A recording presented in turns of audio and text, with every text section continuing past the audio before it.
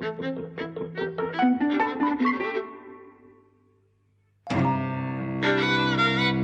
and welcome to Eavesdropping at the Movies. I'm Mike. And I'm Jose. And we've just come back from seeing Tar. The name of the main character is Lydia Tarr. And as we're told with this long introduction where she's being interviewed by, Adam Gopnik. Adam Gopnik from The New Yorker on stage. She is a world-class conductor. She's an ethnomusicologist. She's done this, that, and the other. She's won an EGOT. We're given this long list of her achievements, which it is subtly revealed has been compiled by her assistant because we see her mouthing along to it, which is quite a nice little thing. She apparently, although details are kept from the audience to a great degree, has a history of sexual impropriety, possibly, with students of hers or members of her orchestras. And during the course of this 2.5-hour film, two and a bit more than that, we see her life, we see her work, and we see her downfall as these and other things emerge. I found it ultimately really dissatisfying. Me too. It was so long. Well, I did see you checking your watch a few times. I don't want to be completely down on the whole thing because for a long time I'm sitting here going, I can't believe how absorbed I am in this woman's life. Cate Blanchett plays Lydia Tarr. She's incredible in it, I think. She is. Like I say, it starts essentially with this long interview. What's his name? Adam Gopnik is playing himself, and he does quite well. Which is nice. And I'm going, this is just a poncy, smart interview with an intellectual conductor about music, about her history. So I'm totally absorbed by this. Yeah, it's sort of not a film, but I'm totally absorbed. Yeah, well, actually, that's the thing, because I thought, I love it. It's such a fascinating conversation, and it kind of really makes you understand what a conductor does, and the thoughts that go through her mind, and choices, and, the whole discussion about time, which is so interesting, which then kind of, there's a discussion on movement, right? So it's kind of movement through time and, those ways of talking about music. I thought it was fascinating. But I think we're 20 minutes into the film. What's going on? What's the story? Where's the conflict? Where's the drama? Right? Yeah. It's the character. It's all about the character. It's all about the character. And I thought at the end that this is a film that's so absorbed by the lead actor, kind of the performance and the lead actor, that it throws the story out the window. I mean, as storytelling, I think it's crap. I think, you're wondering what's going on in the film, what's the conflict, things kind of slowly unfurl. And at the end, as you say, you get this downfall, which I think is not very satisfactorily depicted anyway. I'm not sure it's hugely believable either. Well, in elements, it's not. The video that is circulating on social media, which we see has been heavily edited, I don't believe for a second. The idea that someone would film so we see this long take very early on of her teaching in Juilliard, and she's talking to this student who objects to Mozart, I think, on the basis that he sired 20 children and was a kind of a bad person, and I can only listen to people of colour and that sort of thing. And she, to a certain degree aggressively, kind of claps back at him. And then we see this come back later on as a student has filmed this and edited it to make her look much, much worse than she was. That's the bit I don't believe. People do film in classes and things like that all the time, and they go up online, but you don't see them edited like that. You see not the whole thing. You see from where they started to where they finished shooting. Well, listen, I could believe that it was edited like that, but I just couldn't believe that was the end of it. That would be the last of the response. And actually, I thought the film was very unclear about the sexual liaisons. Yeah. That you could see that she was obsessed with some people and other people were obsessed with her, right? And, that she clearly had affairs outside of her marriage. And you think, well, okay, one thing is who cares, right? Like people do, right? But the accusation of sexual harassment, of driving someone to suicide, I actually, thought we needed more information to make a judgment on that. Yeah. Kind of how guilty was she of that? Was she guilty at all? Was it, kind of, because she stopped talking to this girl, right?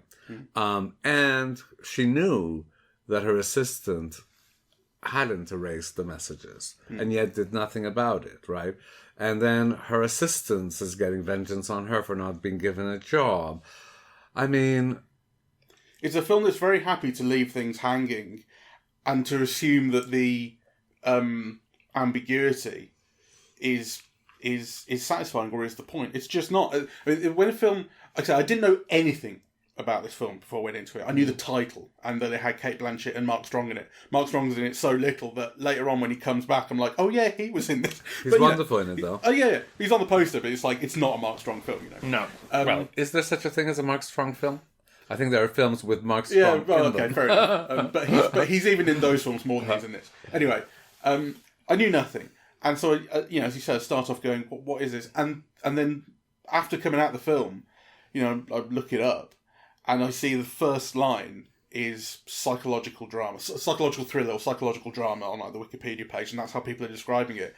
And I guess that's kind of true, but psychological dramas and psychological thrillers have more drive than this, and their plots are complete. Like the symbol that you see every now and again, which she recognises and is terrified by or repulsed by. I want that. I guess I kind of get what's going on there, but I would like some explanation. Her score for Mahler's Fifth, which is what she's recording, what's supposed to record, and which is what Mark Strong's after, goes missing. Okay, well, the question is, where? It's not explained. Was it the assistant? Has she been fired by then? Was it the wife who has started to take against her because she's obsessed with this new student? Well, I think whodunit is not of any interest to this filmmaker. Yeah. Neither is narrative tension.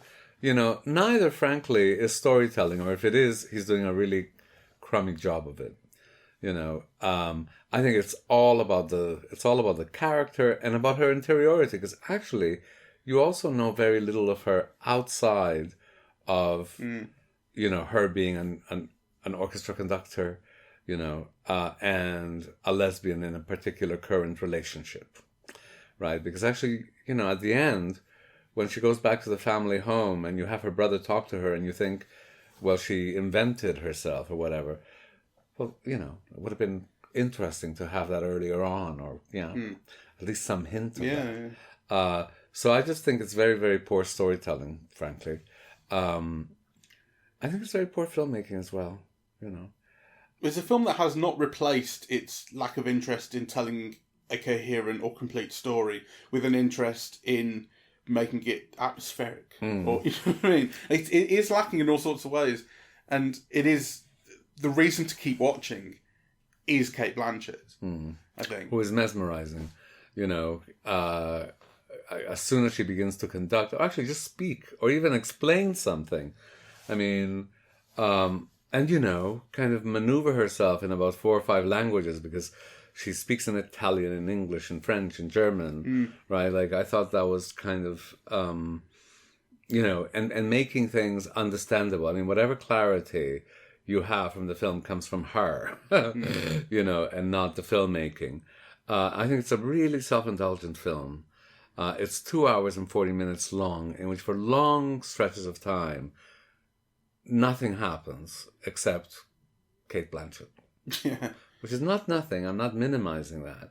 But the story's so badly told. So when she begins to be sexually interested in the cellist, right, which is, I think, as much about being sexually attracted by her talent as anything else, right? There's so many potential ways of telling that story, of creating tension, of kind of illuminating a complex situation. So, for example, shouldn't it be of interest whether this girl is a lesbian or not and can reciprocate, right? Kind of nothing. You're shown that happening at the end as like this disappointment or betrayal or, and of course with the suggestion that the girl has been playing up to it because, she keeps going out a secret. But, I just find it's kind of unbelievable that so much would happen before you even find out whether there's the slightest suspicion of a reciprocation of interest. Yeah, I mean, that's not even how human relations work, right? I mean, before you take someone to New York for a sexual liaison, you must have had some clues that, the person is interested. Yeah, I mean, you could be confused, you could be misreading the cues, yeah, could be a mistake. But there's nothing of that in the film beforehand, like nothing, right? Do you think the film is regressive or retrograde? I do. Attitudes? See, I wonder, I am questioning myself about this. I wonder whether it is regressive or whether it is about regressiveness or regression. So the scene I'm thinking about is the Juilliard scene, where she's talking to this student who's a person of colour, and he's the guy who's objecting to Bach on kind of identity grounds, and yeah, we've heard enough from white cis het composers. Shouldn't we broaden it out to this, that, and the other? And she kind of dissects that and kind of takes him apart, and he ends up storming out and calling her a fucking bitch. I know. This long thing.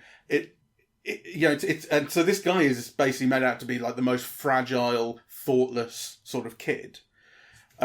Is the film? I can't tell if the film is really saying this, that like these people are brittle, and that's what they're like, or if it is about, or like parodising that. No. I think the film is. I think the film wants you on her side at that point. Yeah. Sympathetic to kind of honesty and openness and rigor, and that kind of there is something about this young person who is limiting himself by narrowing choices, by not wanting to know. So yeah.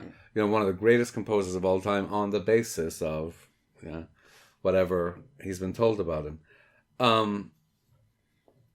But I think the film is very reactionary in that it offers no grounds for why the position that this young man is maybe misjudging, right, is not also kind of necessarily an important one to take on, right? So I think the film thinks that any of those discussions are infantile and dangerous. The people involved in talking about it, the woke people, are infantile, and actually the people who don't maneuver those ideas with tact and dishonesty open themselves up to their downfall, which is what happens in this film. And not only are the woke people, weak and all that, but they're so craven that they will edit a video the way they do to make it look like she said things that she didn't. That's right. Which, as I say, I think if you're asking the audience to believe that, that's a step too far. I just don't. Yeah, but the instantaneousness of the demonstrations against her and so on, I've seen that happen. That does happen. I mean, things in social media do take on kind of... Yeah, they do. Once they start picking up, they go viral. A different force. But I think the film... Well, I think it's either regressive or certainly it doesn't handle those scenes with much complexity or understanding, in my view. So, I didn't understand the end. So were people in cosplay? Was she reduced to playing? Well, I know I understood that. Like that's about her downfall. So she's had the highest height. She's had EGOT. She's had the New Yorker. She's done the big 5 orchestras, I think. She's in Berlin, which is where she always wanted to be. All of this, and now she's lost all that, and she's in China. Well, it looked like China to me. East Asia somewhere. Because earlier in the film they say that she's huge in China. Right. So I expected it to be China, where she was huge. I mean, I can't tell you that I recognise exactly what country it was, but it's in East Asia somewhere, and she's playing at a cosplay convention, and the only reason that I know the music that she's playing, conducting, is from a video game called Monster Hunter. Right. Is not because I play it, but because I saw it on the credits. Right. And so I knew. So I think at some point someone's going to be playing Monster Hunter or something. Turns out that it's this music at the end, and she's playing to a cosplay convention. And I mean, I think the film is so snobby because it's just looking down on all that. Like, I'm not a cosplay person. I'm not really a convention person. I've been to one, and I didn't have a great time.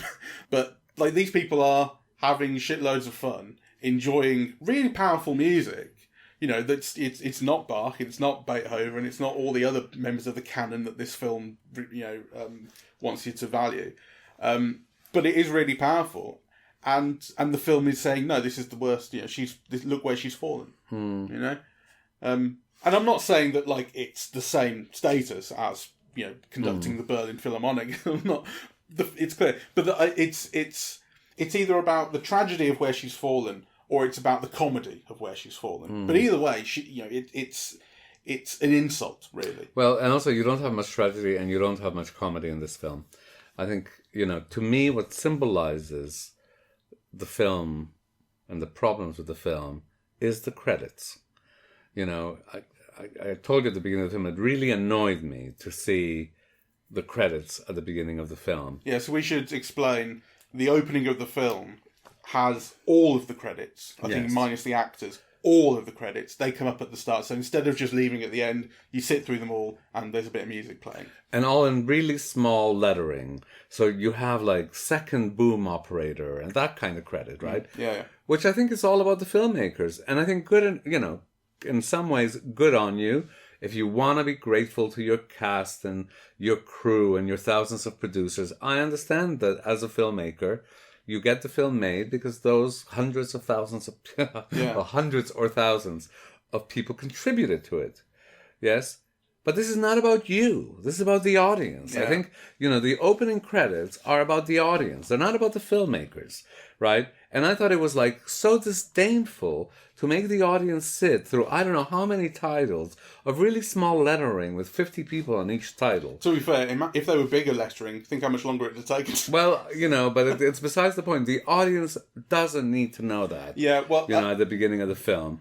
So I thought that was sheer arrogant self-indulgence. Because you said, no film does this. And I said, they used to do it in the 30s and 40s. And of course they didn't, really. No, of course they didn't. They had like 5 people. They had about 5 cards, Yeah, 5 cards. They had lots of people on those cards. And they had more jobs. Like, when you get opening credits these days, they tend to just be actors, director, writer, maybe. You don't get very much. Well, in the old days, you did get more at the start. But not much more. You'd have the costume designer. You'd have the hairdresser in a separate card. Yeah. And you'd have the editor and the producers, and the main sound people, right? Yeah. But it would literally be 5 or 6 cards that would have all of that information. But it's also the case that things like best boy, gaffer, second AD, you didn't get those at all. The films ended with the end. Then I said he's also been watching Gaspar Noé films, because Gaspar Noé has done this at least 2 times. He did it in Irreversible and he did it in Enter the Void, and I'm not sure, can't remember. Well, in Irreversible it made sense why it started that way. Right, the film was told backwards. But the thing is, he made it entertaining. So that too. Irreversible, they scroll up or scroll down, whichever one was backwards, and then it all tilts and goes wonky. And in Enter the Void, the opening credits to that are a fucking animated masterpiece. It's ridiculous. Here it is not trying to entertain. It's just you're sitting through it. I thought it was a real metaphor for all that's wrong with the film. But what's right about the film is really Cate Blanchett, who I think is truly wondrous in this. Every time you think, she can't get any better, you recognize her or whatever, and then she does something like this, which is just kind of so exciting to watch, really. And I'm not just talking about her grand moments of leading the orchestra and so on. I mean, I think even just like explaining Bach, you feel it's riveting, right? Like, I felt like I was learning even from that. So I like that very much. And actually, I think it's also worth mentioning, though maybe I'm wrong about this, but it does seem to me to be one of the few mainstream films which has a lesbian and a lesbian relationship at its center. And of course, Blanchett is already famous for Carol, in which the lesbianism is no problem at all. Like, it's not about being a lesbian, right? I mean, she happens to be one, right? But it is about her relationship, her place in the orchestra, her relationships with the world, her calculatedness, her career building, her obsessions, her selfishness, her love of music, right? The film is about kind of many things. And she happens to be a lesbian, right? And that does affect the narrative in the sense that, her relationship is with a woman and so on. Yeah. But actually, being a lesbian is not the drama, right? The film is not about being lesbian, but do you think it plays differently if she's straight and if the people who she's obsessing over and possibly having these sexual liaisons with are young men? it's important that she's a lesbian because, had it been, well, frankly, I think, in spite of Me Too, it would have been difficult to make a film in which it was a male as a conductor and young women, in the orchestra, in which it would have been much of a problem. Likewise, if it was an older woman involved with younger men in the orchestra, I don't think you would have had a drama there. They're all above the age of consent. It's not as if she's like, So actually, the only problem is that it is young women. Yeah. And her. Yeah. I mean, I do think if it had been a male conductor with these young women, I think it wouldn't have been a problem at all. I mean, there would have been no film. There would have been no drama. Really? I think so. The story of an older man in a position of power taking advantage of young women. Well, taking advantage is, Yeah, sure. That's low. I mean, it's already very questionable that whether Cate Blanchett is taking advantage. Yeah, absolutely, because the film's explaining bugger all. So, I think the people are all, in an orchestra like that, they're all tops in their field. They all have power. They're all adults, right? I mean, if a guy's making passes at someone who's 20 years younger, I don't see a drama, to be honest. Wow, that surprises me. I think it's quite obvious there would be one. Well, for me it isn't. And maybe it's a generational thing. I think it's very different than a Harvey Weinstein situation where, he was forcing people, and kind of lying and jumping on them and whatever. You don't see any of that in this film. No. So, all there is like sexual interest and maybe like sexual obsession. But actually maybe from their end, and it would, I mean... That's also why I think generally this kind of sexual storyline in this is just not that interesting. Yeah. I think it needs to be stronger. I think I would like, maybe it just sounds like I'm a fucking idiot, but I would just like things to be explained more. I'd like things to be more concrete. I'd like the film to have a bit more courage to and not kind of rely on ambiguity. It's not ambiguity. It's a lack of clarity or but I think it's deliberate. To me, ambiguity is, when the meaning is so rich that you can't quite decide on which one. Okay, well, what I mean by ambiguity is it is leaving things unclear. It's muddled, is what I think this film does. It's muddled. It's not ambiguous. It's just bloody muddled. I think it's doing that thing. It's what does David Baldock call it?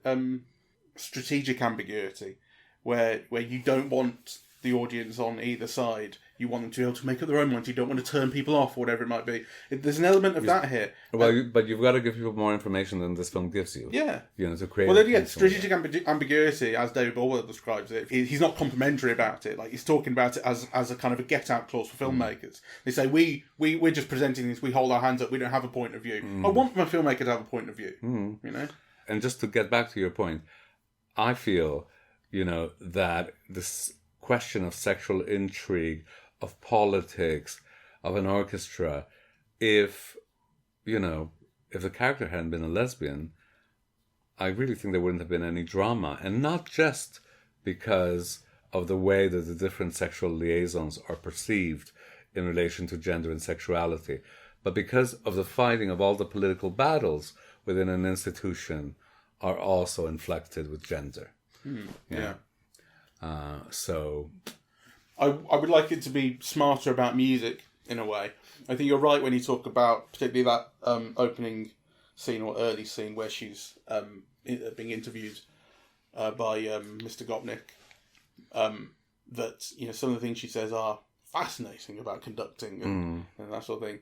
But I feel like I want to understand the music better a lot of the time. And I'm not a dummy about music, and I think the film does a certain amount of it. I like the moment where I do quite like when she's rehearsing with the orchestra, she's switching back and forth between German and English, and when she switches into German, you won't get subtitles for it, but it's a gist that you're getting. That's what's important. And she's saying something in German. She's trying to explain to him how to play a note, a certain note. And then Nina Hoss, who is her partner, and also is she first violinist? she stands up and demonstrates to the rest of the orchestra, here's how to play it. And I get it, I get it. I think the film's quite smart about that. Yes. But there are points where... I think it's smart about music. I mean, and I thought it helped me, I'm very ignorant about music. It really helped me understand. Yeah. Yes, I kind of finally understood what a conductor does. There's a bit in Steve Jobs, the film Steve Jobs, the Danny Boyle film, where he talks about speaking to an orchestra conductor. He said, "What do you do? I don't understand what you do." And he goes, "I play the orchestra." You go, what a great line. That's what she does. She plays the orchestra. But it's more than that, because, she plays the orchestra because she understood the score, and come up with an understanding of its intentions and its effects due to, a super intelligent interpretation. Yeah. Still, there's something I feel is missing. Maybe it comes down to that feeling that I have that the film is all about the canon, like I say. It's all about Beethoven and Bach and Mozart and Mahler, particularly in this case. And I don't think I get the impression, I could be wrong, I could have missed something, that the Lydia character listens to anything else. We're told that she does. And that she commissions scores from young people. Does she? Yeah, there's that conversation, I think maybe with Mark Strong. Right. Yeah. Or maybe at the beginning when you've been given her CV. Right. That's one of the things that she does. Yeah, and I suppose she does her ethnomusicology. Not that you see any evidence of that. It is something that is on just a CV that's being read out. And the impression that you get, at least I get, I should say, from watching her behaviour throughout the 2.5 hours plus, is she's all about the canon, and anything that young student has to say is very easy to dismiss. Although it must be said, she doesn't dismiss him from the room; he dismisses himself. But that's the film doing that. Yeah, that's the film making him do that. Yeah, and actually, that is part of what makes the film, I think, regressive. Yeah. Because she's very patient with him. She tries to show him. She plays for him. Yeah, and so, and he poo-poos it all. Yeah. It's like, I mean. That's the film's attitude towards young people, essentially. Not young people, but the woke lefty mob. It doesn't treat young people well. Actually, I hadn't thought of it until you mentioned it. But if you think about it, kind of all of the young people in the film are actually sexually obsessive, suicides, that threaten your life, manipulative assistants who are obsessed with you and won't let you see anybody else and try to control your life through your schedule. So they're organizing your schedule, and then lastly, a young woman who's willing to use your interest in her, to climb up the ladder, but really kind of with a sexual agenda of her own that's directed elsewhere. So I do believe that. I mean, all the things that I could definitely believe, like people at the highest level, being cutthroat to get ahead. I fucking believe that completely. Yeah. It's just that I know the film kind of lacks all the kind of energy or intrigue that, or even excitement, right? Because actually, Whiplash did it all better. That in itself is often so exciting to watch, like in Wall Street or something, where people are cruel and vicious, and but that has its own kind of energy and appeal, and kind of not that you'd necessarily want to be like that, but actually there's something in observing that when it's kind of played with a kind of energy, that can be exciting to watch. This was not exciting to watch. Yeah, at the start when the title cards, the BBFC ratings card that is comes up, it said it's 15 rated. And it said sexual violence and sexual threat because it warns you before. And you went, great. I said, fantastic. I'm looking forward to this, whatever it is. And then, where was it? There was none. It was, they talked about it. You see a dream sequence where she kind of is sort of holding someone. I want much more than that. But I must say, what it does have to fans of Cate Blanchett that are many, it's almost like you get to see her every mood, right? Yeah. And, she stands with her hair falling backward and to the side, and like you see her being beautiful in 105 different poses. As well as being really good. Yeah, she is kind of, quite striking. I think the filmmaker's obsessed with her. Yeah. And just seeing her face and everything that she does in that interview scene with Gopnik. There's one shot in particular, because the scene is cut between the two of them, but there's one shot in particular which lingers on her face for quite a long time. I forget what she's talking about during that shot, but you see all these just little movements of her face, looking backward and forward or changing expression. She's inhabiting that character, and the very, very long take, which is when she's teaching Juilliard and talking to that student. I mean, it's really long. It must be 8 or 9 minutes plus. It's very, and there's a huge amount of orchestration of the camera as well, choreography. Camera's always moving and finding a new shot, and she's moving around, and I think it's really good. And then there's a point quite late on in that take where she has like this, I forget what the phrase is, but there's a 3-word, like complicated, dismissive phrase that she uses. I forget what it is, so it's not very satisfying. But when she said it, I was like, I can't believe you're this far into this take and didn't fuck that up. You know what I mean? There's something really impressive about just watching that. Yes. And what I really like about her the most, I think, the bits of her performance that I enjoy the most in this are when she is kind of performing to people. You know, she's performing to those students. She's commandeering that room. You know, and there's elements of that when she's rehearsing, although that's much more intimate. Certainly when she's on stage, there's performance in that. Well, you see both her passion and enthusiasm and love for the music, and actually her ability to communicate that to either the students or the orchestra. Yeah. Right. And that's kind of very powerful. It's really beautiful to watch. Yeah, that's a good way of putting it. She's an extremely competent, more than competent, she's an extremely talented communicator. Yeah. All right. Well, my feeling is, if you're interested in lesbians in the cinema or in Cate Blanchett, go see this. Otherwise, it's a really, really long and muddled film. All right, well, thank you very much for listening. We're eavesdropping at the movies, and we are on Apple Podcasts, Audible, Google Podcasts, Spotify, SoundCloud, and YouTube. On social media, we're on Facebook and Twitter, and the website is eavesdroppingatthemovies.com. Thank you very much for listening. Bye-bye. Bye-bye.